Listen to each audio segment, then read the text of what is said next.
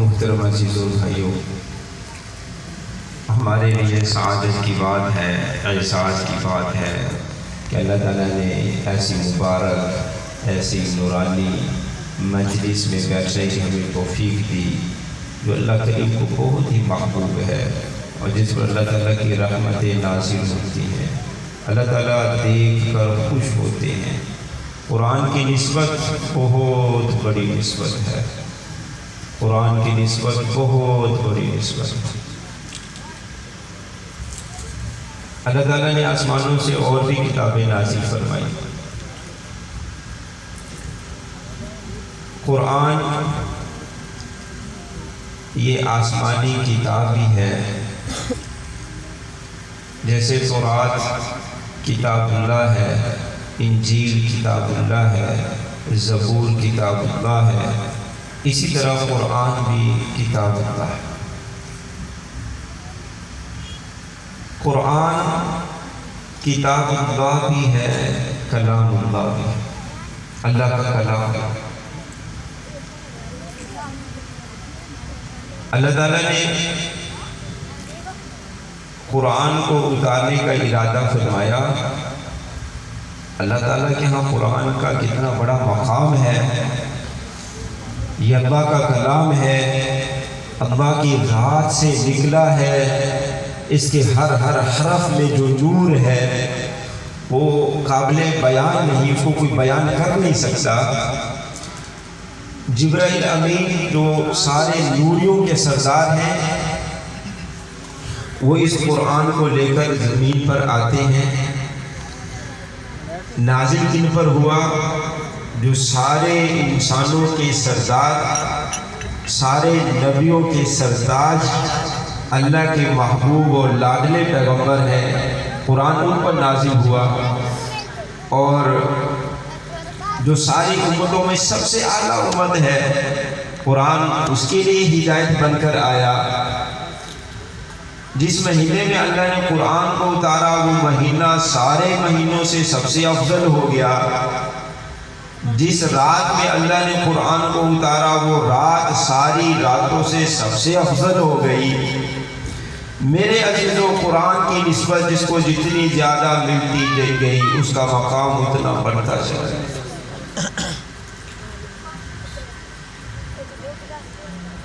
اللہ کے حبیب صلی اللہ علیہ وسلم کا فرمان ہے، ترکت فیکم امرین، میں تمہیں دو چیزیں چھوڑ کر جا رہا ہوں، لن تضلوا ان تمسکتم بہما، اگر تم اس کو لازم ضروری مضبوطی سے پکڑ لو گے تم گمراہ کبھی نہیں ہو۔ کتاب اللہ و سنت نبیہ،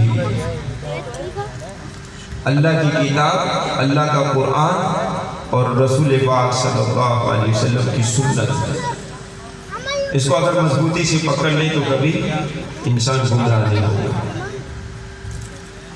اس لیے میرا عزیزو، اس محفل میں بڑے اداب اور توجہ سے بیٹھنا۔ جب بھی کوئی ایسی محفل ہو جس کی نسبت قرآن سے ہو، جس میں اللہ اور اس کے حبیب صلی اللہ علیہ وسلم کا ذکر ہو، میرا عزیزو بڑے ادب سے بیٹھنا چاہیے۔ ادب والوں کو اللہ بڑا نوازتے ہیں، ادب والے بڑے نوازے جاتے ہیں، ادب والے کبھی محروم نہیں ہوتے۔ با ادب با نصیب، بے ادب بے نصیب۔ ہارون رشید کی بیوی تھی، اس کا نام تھا زبیدہ۔ اس بڑی نیک خاتون تھی، اس نے بڑے نیک اعمال کیے۔ جب اس کا انتقال ہو گیا، ان کے چاہنے والوں نے کسی نے جب اس کو خواب میں دیکھا تو اس نے پوچھا، ملکہ زبیدہ، اللہ نے آپ کے ساتھ کیا معاملہ کیا؟ کہنے لگے، اللہ کریم نے مہربانی فرمائی اور مجھے بخش دیا۔ پوچھا کس عمل کی وجہ سے؟ خود ہی کہنے لگی، آپ نے تو بڑے نیک اعمال کیے تھے اور آپ نے تو وہ نہریں جو زبیدہ تھی اس زمانے میں پتھریلے علاقے میں عرب میں آپ نے ایک نہر کھدوائی تھی، تو وہ بہت بڑا خیر کا عمل تھا۔ ویسے ہی اسی علاقے میں بھی نہر کھودنا کون سا آسان کام ہے، لیکن پتھریلا علاقہ ہو تو نہر کھودنا بہت مشکل کام ہے۔ عرب میں اگر بھی پانی کی قلت ہے تو حاجیوں کے لیے بڑی پریشانی ہوتی تھی، مسافروں کے لیے بڑی پریشانی ہوتی، تو ان نے وہ نہر کھدوائی تو کہنے لگی کہ اللہ نے آپ کی مغفرت کر دی، اس بڑے عمل کی وجہ سے کی ہوگی۔ ملکہ زبیدہ کہنے لگی نہیں، اللہ کے ہاں اس کا کوئی ذکر نہیں ہے، کہ اللہ نے فرمایا کہ میں نے مال دیا تھا، تم نے شاہی خزانے سے اس کو بنوا دیا، کیا عمل لے کر آئی میرے لیے، تو نے کیا کیا ہے؟ پھر اللہ تعالیٰ خود ہی فرمانے لگے کہ اے زبیدہ تیری ایک نیکی مجھے بڑی پسند آئی کہ ایک مرتبہ تو اپنی سہیلیوں میں بیٹھی بات چیت کر رہی تھی، تو جو بندہ گھر بیٹھا ہوتا ہے بات چیت میں مصروف ہوتا ہے، تو سر سے دوپٹہ نیچے اترا ہوا تھا کہ مؤذن نے اذان شروع کی، اور جب مؤذن نے کہا اللہ اکبر اللہ اکبر، تو تم نے میرے نام کے ادب اور احترام کی وجہ سے جو دوپٹہ سر کے نیچے تھا فوراً سر کے اوپر گیا، کہ زبیدہ تیرا یہ ادب اور احترام میرے نام کا کرنا مجھے پسند آ گیا، میں نے تجھے پسند۔ تو یہ اللہ کے نام کی نسبت سے، اللہ کے قرآن کی نسبت سے بیٹھے ہیں۔ مجھے امید ہے ساتھی آپس میں بات نہیں کریں گے، دوسری طرف متوجہ نہیں ہوں گے۔ امام احمد بن حنبل رحمۃ اللہ علیہ وضو کر رہے تھے ایک نہر کے کنارے پر، تو ایک صاحب امام صاحب ادھر وضو کر رہے تھے تو وہ اوپر کی جانب وضو کر رہے تھے، جب ان کی نظر پڑی تو کہنے لگے کہ امام صاحب ادھر بیٹھے ہیں، قرآن کے عالم 10 لاکھ حدیث زبانیات دین کے عالم ادھر بیٹھے ہوں نیچے کی طرف، تو ادھر سے جلدی سے اٹھ کر تو ان کے نیچے کی طرف آ کے وضو کرنے لگے۔ جب ان کا انتقال ہوا تو اللہ نے فرمایا تو نے میرے عالم کا ادب کیا تھا، مجھے تجھے بخش دی۔ قرآن کا ادب، علماء کا ادب، حفاظ کا ادب، مدارس کا ایک دل میں عظمت، قرآن پڑھنے پڑھانے والوں کی دل میں عظمت۔ رشید احمد گنگوہی رحمۃ اللہ علیہ بہت بڑے عالم تھے، پاک و ہند میں سارا انہیں کا فیض ہے۔ ایک دفعہ طالب علموں کو حدیث پڑھا رہے تھے، باہر بیٹھے تھے، حدیث پڑھا رہے تھے، حدیث پڑھاتے ہوئے بارش شروع ہو گئی، تو طالب علموں نے جلدی سے اپنی کتابیں اٹھا کرنا جلدی سے کمرے میں چلے گئے، تو جوتیاں بھی ادھر چھوڑ دی کہ کتابیں بھیگ نہ جائیں، جلدی سے چلے گئے۔ تو حضرت مولانا رشید احمد گنگوہی رحمہ اللہ نے اپنی چادر بچھائی اور ان کی طالب علموں کی جوتیاں اس میں رکھی، اور ساری جوتیاں اکٹھی کر کے حضرت کمرے میں لے آئے۔ طالب علم دیکھ کر پانی پانی ہو گئے کہ حضرت آپ نے یہ کیا کیا کہ ہماری جوتیاں اٹھائی ہیں؟ تو مولانا فرمانے لگے جو قال اللہ قال رسول پڑھے تو رشید احمد ان کی جوتیاں نہ اٹھائی تو پھر کیا کیا کریں گے؟ بڑے بڑے اللہ والے تھے، ان کے دل میں قرآن اور حدیث کی اتنی عظمت تھی کہ قرآن حدیث کو جو سیکھنے والے تھے ان کی جوتیاں اٹھانا اپنا شرف سمجھتے تھے، فخر سمجھتے تھے، سعادت سمجھتے تھے۔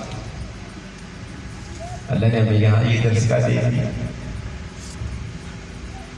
امام عاصم رحمۃ اللہ علیہ قرآن بہت خوبصورت پڑھتے تھے، بڑی زیادہ تلاوت کرتے تھے، ان کے منہ سے خوشبو آتی تھی، خوشبو ایسی خوشبو آتی تھی کہ مشک اور عنبر کی خوشبوئیں پیچھے رہ جاتی تھی۔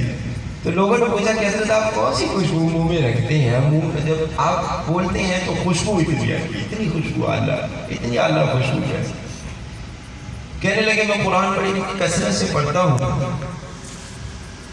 میں ایک دفعہ سویا ہوا تھا تو خواب میں نبی پاک صلی اللہ علیہ وسلم کی زیارت ہوئی، تو آقا کریم صلی اللہ علیہ وسلم نے فرمایا کہ عاصم تم قرآن، اللہ کا قرآن بڑا اچھا پڑھتے ہو، بڑی زیادہ تلاوت کرتے ہو، ادھر آؤ نا میں تمہارے ہونٹوں کو بوسا تو دوں۔ پیارے نبی صلی اللہ علیہ وسلم نے ہونٹوں کو چوما، جب سے آقا علیہ السلام نے ہونٹوں کو چوما اس وقت سے خوشی ہوا جو سارا دن قرآن پڑھتے ہیں، صبح بھی، دوپہر بھی، شام بھی، رات گئی تک تہجد میں، اسی علاقے پر کتنے اللہ کی رحمتیں آئی، وہ پڑھنے والے اللہ کے کتنے پیارے ہیں۔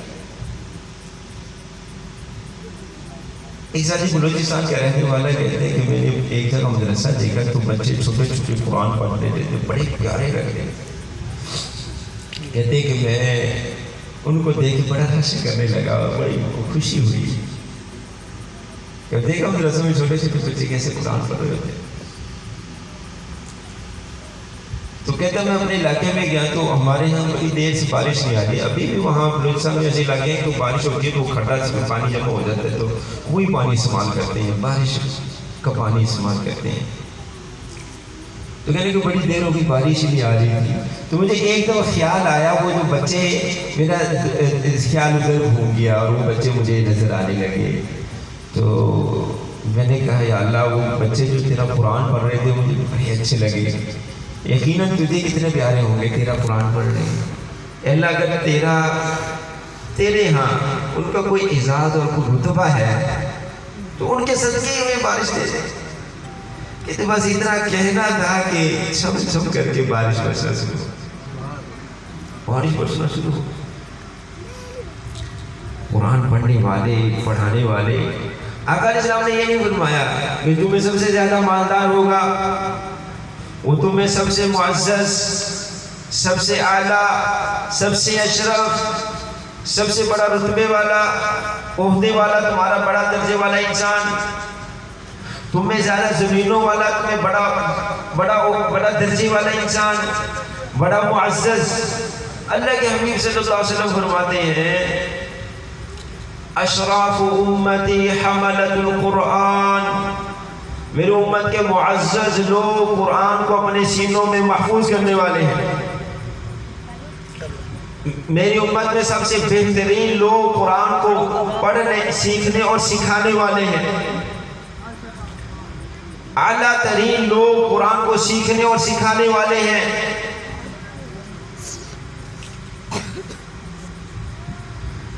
آپ صلی اللہ علیہ وسلم کا جب قرآن نازل ہوا، اللہ کے پیارے نبی صلی اللہ علیہ وسلم اتنا قرآن پڑھتے تھے کہ آپ قیام اتنا لمبا ہے کہ آپ کو پاؤں مبارک سو جاتے ہیں۔ حضرت صدیق اکبر قرآن پڑھتے تھے، جو قرآن سنتے تھے وہ روتے تھے۔ حضرت صدیق اکبر خود قرآن پڑھتے روتے تھے۔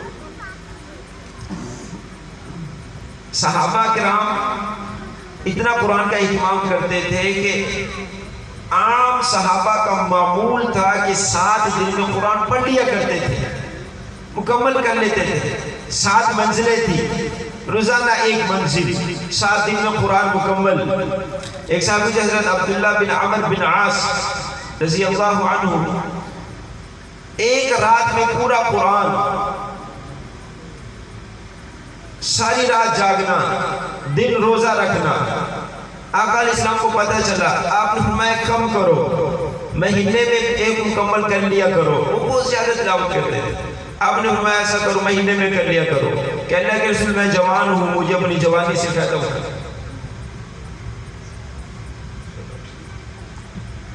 پھر آپ نے فرمایا چلو 20 منٹ، کہ جو میں جوان ہوں مجھے فائدہ اٹھانے دیں۔ آپ نے فرمایا چلو 10 دن، چلو ہفتہ، کہ جو میں جوان ہوں مجھے فائدہ اٹھانے دے جوانی سے۔ آپ میں چلو 3 دن، 3 دن سے کم نہیں۔ پھر عثمان رضی اللہ عنہ 1 رکعت میں اللہ کا پورا قرآن پڑھ لیتے تھے۔ بھائیو ہم بھی قرآن پڑھا کریں۔ عثمان رضی اللہ عنہ دے کر قرآن پڑھتے پڑھتے پڑھتے 2 قرآن شہید ہو گئے تھے زیادہ کثرت تلاوت کی وجہ سے۔ فرمایا کرتے تھے لوگوں دنیا میں مجھے 3 چیزیں محبوب ہیں، اشباع الجیعان وکسوۃ العریان وتلاوت القرآن، بھوکوں کو کھانا کھلانا، ننگوں کو کپڑا پہنانا اور قرآن پاک کی تلاوت کرنا۔ یہ 3 چیزیں دنیا میں مجھے محبوب ہیں۔ ہم عثمان رضی اللہ عنہ بہت شوق سے اللہ کا قرآن پڑھتے تھے، قرآن کے عاشق تھے۔ جب ان کو شہید کرنے کے لیے باغیوں نے حملہ کیا، اس وقت بھی اللہ کا قرآن پڑھ رہے تھے۔ جب انہوں نے حملہ کیا تو بیوی نائلہ پاس بیٹھی تھی، فرمانے لگی ارے ظالموں، تم ایسے شخص کو بھی شہید کرو گے جو اللہ کا پورا قرآن ایک رکعت میں پڑھ لے، اس کو بھی شہید کرو گے۔ انہوں نے شہید کر دی۔ سیدنا عثمان رضی اللہ عنہ کا خون قرآن کے اوپر گئی۔ قرآن کی آیت فَسَيَكْفِيكَهُمُ اللَّهُ وَهُوَ السَّمِيعُ الْعَلِيمُ، ان آیتوں کو اللہ کی رکھ۔ پیارے بھائیوں، اللہ تعالیٰ نے قرآن کی حفاظت کا وعدہ کیا، جس طرح قرآن صدیوں پہلے نازل ہوا الحمدللہ، اسی طرح زیر اور زبر اور ایک ایک حرف کی حفاظت کے ساتھ اللہ نے ہم تک پہنچایا ہے۔ اور اللہ تعالیٰ نے اس حفاظت کے لیے یہ علماء کی جماعت، یہ حفاظ کی جماعت کو قبول کیا ہے۔ اللہ نے ان مدارس کو ذریعہ بنایا ہے۔ ان علماء اور حفاظ کی میرے عزیزوں قدر کرنی چاہیے۔ یہ قرآن جو محفوظ ہے، اللہ نے ان کو ذریعہ بنایا ہے۔ جب انگریز قرآن کو جلانے لگا تو اس وقت جو بڑے حضرات تھے، مولانا عبدالعزیز دہلوی رحمہ اللہ اور ہند کے بڑے علماء، انہوں نے فرمایا تم قرآن کو ختم کر دو گے، نسخوں کو جلا دو گے، لیکن یہ جو ہمارا 6 سال اور 7 سال کے بچے جن کے سینوں میں قرآن ہے، تم کن کن سینوں کو ختم کرو گے؟ ان کے سینوں سے کیسے قرآن کو محو کرو گے؟ اللہ تعالیٰ نے کوئی ذریعہ بنایا۔ اس لیے میرا عزیزو، قرآن کے ساتھ جڑ جائیں، ہم قرآن کی تلاوت کا اہتمام کریں، ہم اپنے بچوں کو قرآن کا حافظ بنائیں۔ حافظ قرآن قیامت کے دن 10 بندوں کی شفاعت کر کے جنت میں ان کو لے جائے گا، جبکہ قیامت کے دن بڑے بڑے لوگوں کے سر نیچے ہوں گے، کوئی بول نہیں سکیں گے۔ اللہ قرآن کے حافظ کو یہ شان دیں گے، یہ اعزاز دیں گے۔ حافظ قرآن آ جاؤ، اقرا ورتقی ورتل کما کنت ترتل فی الدنیا، فرمایا کہ اے حافظ قرآن آ جاؤ، قرآن پڑھو اور جنت کے درجوں پہ چڑھتے جاؤ۔ قرآن حافظ قرآن کو اللہ تعالیٰ نوازیں گے، اور جو ان کے ساتھ جڑے ہوئے ہیں اللہ ان کو بھی رتبے دیں گے، قرآن کی نسبت حاصل ہوگی۔ قرآن پڑھنے والے، پڑھانے والے، ان سے محبت کرنے والے اللہ سب کو نوازیں گے، سب کو اس سے دے دیں گے۔ آپ کو ایک چھوٹا سا واقعہ سناتے ہیں۔ ہمارے استاد جی فرمانے لگے کہ پہلے نا ابھی بھی ہم سرحد میں گئے ہوئے تھے، تو اس علاقے میں یہاں ابھی تک بھی یہ رواج تھا کہ ایک طالب علم جاتا تھا گھروں کے اندر، تو وہ گھر والوں نے کہا، ایک گھر نے کہا جی ہم 2 طالب علموں کا کھانا دیں گے، ایک نے کہا 3 کا کھانا دیں گے، ایک نے کہا 4 کا کھانا دیں گے۔ تو ایک طالب علم جاتا ان سے کھانا اکٹھا کر کے لے آتا، تو مدرسے میں سارے طالب علم اکٹھے کھا لیا کرتے تھے۔ تو مدرسے میں کافی طالب علم پڑھتے تھے، تو روزانہ کھانا لینے کے لیے جاتے تو کافی وقت لگ جاتا، گاؤں دیہات گھر دور دور ہوتے تھے۔ تو ایک صاحب نے کہا کہ آپ طالب علم قرآن پڑھتے ہو سارا دن، آپ کا اتنا وقت اس میں لگ جاتا ہے، اب ایسا کرو آپ پڑھا کرو اور یہ خدمت میں کیا کروں گا۔ تو انہوں نے کہا بہت اچھا۔ تو یہ جاتا اور سب کا کھانا اکٹھا کر کے لاتا، تو کافی کھانا ہو جاتا، روٹیاں ہوتی تو بالٹیاں ہوتی، تو وہ مضبوط تھا، تو کوئی کندھوں پر اٹھایا ہوتا، کوئی ہاتھوں میں پکڑا ہوتا، تو وہ روزانہ خدمت کرتا اور بڑا سامان اٹھا کے لاتا۔ تو طالب علم چھوٹے چھوٹے ہوتے ہیں، بچے ہوتے ہیں، شرارتی بھی ہوتے ہیں، تو وہ جب دیکھتے ہیں نا کہ اتنا سارا سامان لے کر آ رہا ہے، تو کہنے لگے دیکھو وہ دیکھو ہمارا بیل آ گیا، ہمارا بیل آ گیا۔ بیل کا بھی سامان اٹھا لیتا ہے، وہ دیکھو ہمارا بیل آ گیا، ہمارا بیل آ گیا۔ تو ایک دن اس نے یہ سن لیا، طالب علم آپس میں باتیں کرتے کرتے ہوئے اس تک آواز پہنچ گئی۔ چھوٹے چھوٹے بچے شرارتیں کرتے ہیں، اس کو غصہ آ گیا، اس نے کہا جی بس آج کے بعد میں آپ کا کھانا نہیں لاؤں گا، میں آپ کی آج بار خدمت نہیں کروں گا، میں آپ کے کام بھی کرتا ہوں، آپ مجھے بیل بھی کہتے ہیں، میں آپ کی خدمت نہیں کروں گا۔ جا کے ناراض ہو کے رات کو سو گیا۔ جب سویا تو خواب میں کیا دیکھتا ہے کہ قیامت کا دن حشر قائم ہو گیا اور سارے لوگ پریشانی میں ہیں، سارے لوگ اعمال جیسے کہ عام طور پہ ہے نہیں ہوتے، تو سارے پریشانی میں ہیں، سہارا تلاش کر رہے ہیں، آج میرا کیا بنے، آج میرا کیا بنے، میرے پاس عمل کوئی نہیں ہے، میرا کیا بنے۔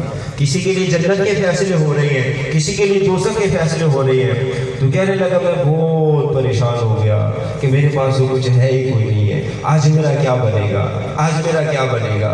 کہنے لگے اسی پریشانی میں تھا، جنت میں جانے والوں کو بھی دیکھ رہا تھا اور دوزخ میں جانے والوں کو بھی دیکھ رہا تھا، اور جنت کی رونقیں بھی سامنے تھے، دوزخ کے عذاب بھی سامنے تھے، اور جنت کی رونقیں بھی سامنے تھی، اور دوزخ کو دیکھ میں پریشان ہو رہا تھا کہ ایک دم کیا دیکھتا ہوں، وہ مدرسے کے بچے جو دنیا میں جیسے کہ کھیلتے اور پڑھ رہے ہوتے تھے، کھیل رہے ہوتے تھے، کہتے ہیں قیامت کے دن میں دیکھتا ہوں تو وہ ایسے ہی کھیلتے کھیلتے جنت میں جا رہے ہیں، وہ چھوٹے چھوٹے بچے جنت میں بھاگے جا رہے ہیں کہ آؤ بھائی جنت میں چلتے ہیں، آؤ بھائی جنت میں، وہ ایک دوسرے کو جنت میں لے جا رہے ہیں۔ تو ایک دم ایک طالب علم کی نظر مجھ پر پڑ گئی، کہنے لگے دیکھو وہ بیل ہمارا کھڑا ہوا ہے، اس کو بھی ہم اپنے ساتھ ہی لے کر جائیں گے، اس کو بھی ہم اپنے ساتھ ہی لے کر جائیں گے۔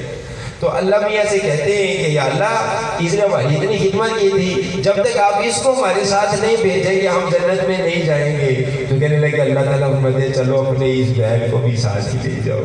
جب اس کی آنکھ کھلی تو روتا ہوا مدرسے میں آیا، کہنے لگا میرے بچوں تم مجھے بیل کہو یا جو کہو، میں تمہاری اب خدمت نہیں چھوڑوں گا، میں تمہارے ساتھ جنت میں تمہارے ساتھ ساتھ جانا چاہتا ہوں، تمہارے ساتھ جانا چاہتا ہوں۔ میرے عزیزوں یہ قرآن کی نسبت بہت بڑی نسبت ہے، اس لیے یہ مدرسہ بھی بنا ہے، اللہ تعالیٰ اس کو ترقیات سے نوازے اور اللہ تعالیٰ پورے علاقے کے لیے اس کو ہدایت کا ذریعہ بنائے، قرآن کے فیض کو جاری و ساری فرمائے۔ تو ہم ذریعہ کے طور پہ اس میں قبول ہو جائے تو ہمارے لیے بہت بڑی سعادت کی بات ہے، اعزاز کی بات ہے۔ ان کے ساتھ محبت بھی کرنا، ان پر اپنا مال بھی لگانا، ان کی معاونت کرنا، ان کا خیال کرنا، ٹھیک ہے، یہ بڑے شرف کی بات ہے۔ ہر کسی کا مال مدرسے میں نہیں لگتا بھائی، ہر کسی کا مال علماء پر حفاظ پر نہیں لگتا، جس کا مال اللہ قبول کرتے ہیں اسی کا لگتا ہے، ہر کسی کا نہیں لگتا۔ تو اس کا خیال کرنا، اور اسی طرح قرآن کی تعلیمات سیکھ کر اپنی زندگی میں لے کر آنا۔ یہ قرآن ہی تھا جس کو سینے سے لگا کر صحابہ آگے بڑھے اور آگے بڑھتے چلے گئے، قرآن کی تعلیمات کو اپنی زندگی میں انہوں نے ڈھال لیا تھا۔ اسلموا تسلموا، اسلام لے آؤ اسلام کی پا جاؤ گے، کونو مثلنا ہمارے جیسے ہو جاؤ کامیاب ہو جاؤ گے۔ ان کی زندگی قرآن کے مطابق تھی، وہ معزز تھے زمانے میں مسلمان ہو کر، ہم ذلیل و خوار ہوئے تارک قرآن ہو کر۔ پیارے بھائیوں اللہ تعالیٰ نے پوری انسانیت کے لیے قرآن کو ہدایت بنا کر بھیجا ہے، یہ رہبری کرتا ہے کہ تم نے زندگی ایسے گزارنی ہے۔ یہ جیسے وہ بتا ایک مشینری بناتا ہے نا، پھر اس کے ساتھ ایک کتاب بھیجتا ہے، کہتا ہے یہ مشینری، یہ گاڑی ہم نے بنائی ہے، اس کو ایسے استعمال کرنا ہے، یہاں پر پانی ڈالنا ہے، یہاں پر پیٹرول ڈالنا ہے، یہاں پر ڈیزل ڈالنا ہے۔ اس کی ہدایات کے مطابق جب اس مشینری کو استعمال کیا جاتا ہے اس سے نفع ملتے ہیں اور فائدے ملتے ہیں۔ یہ انسان کی مشینری کائنات میں سب سے بڑی مشینری ہے، اللہ تعالیٰ نے اس کو پیدا کیا ہے، اور اللہ تعالیٰ نے اس مشینری کو استعمال کرنے کے لیے قرآن کتاب اتاری ہمارے لیے۔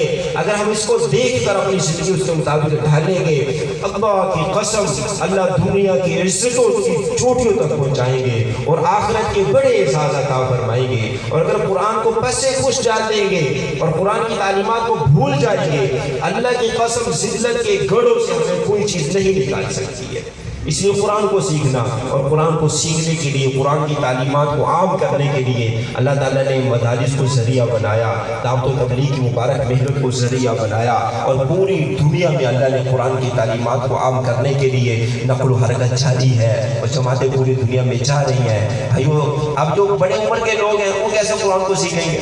اللہ تعالیٰ نے یہ چلتا پھرتا مدرسہ ہے، بڑی عمر کے لوگ بھی قرآن کو سیکھ رہے ہیں، قرآن کی تعلیمات کو سیکھ رہے ہیں۔ اس کے لیے بھائی ہمارا اللہ تعالیٰ نے اس دعوت و تبلیغ کی مبارک محنت کی نسبت سے ایک اعمال دیے ہیں۔